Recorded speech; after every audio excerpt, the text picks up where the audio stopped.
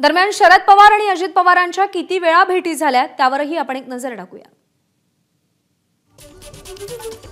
10 एप्रिलला अजित पवारांच्या मुलाच्या साखरपुड्यात पवार कुटुंब एकत्र आलं। 13 एप्रिलला रयत शिक्षण संस्थेच्या बैठकीला शरद पवार आणि अजित पवार एकत्र आले।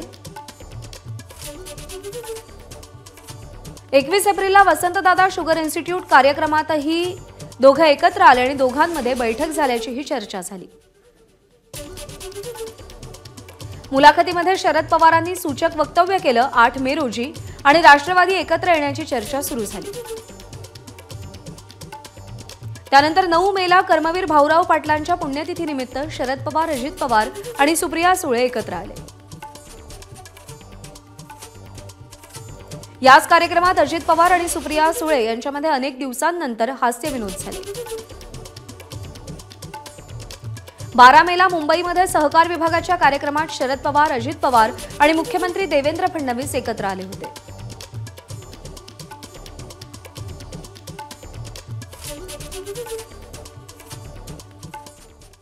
दरम्यान या विषयावर ठाकरेंच्या शिवसेनेचे खासदार संजय राऊत आणि शरद पवारांच्या राष्ट्रवादीचे नेते आणि माजी गृहमंत्री अनिल देशमुख यांनी काय प्रतिक्रिया दिली आहे तीही आपण पाहूया। अजित पवार हा एक गट आहे, फुटलेला गट। मूळ शिवसेना ही उद्धव ठाकरे साहेबांचीच आहे किंवा बाळासाहेबांची आहे। शिंदे हा गट आहे। अमित शहानी ठरवलं म्हणून लोक ते स्वीकारणार नाही, एक लक्षात घ्या। अमित शहाने खूप काही ठरवलं होतं। पाकिस्तान ताब्यात घ्यायचं ठरवलं होतं, बरं का। चुन चुन के मारेंगे ठरवलं होतं, काय झालं का?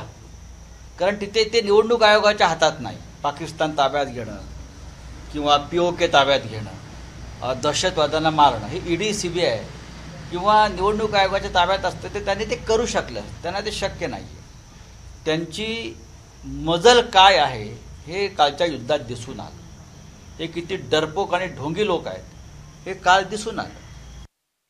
दोन्ही राष्ट्रवादी एकत्र येणार या बाबतीत जी चर्चा फक्त माध्यमामध्ये चालू आहे आणि या माध्यमातून आम्हाला या गोष्टी कळतात। माझ्या माहितीनुसार कुठेही अशा प्रकारची सध्या चर्चा चालू नाही। ABP माझा, उघडा डोळे बघा नीट।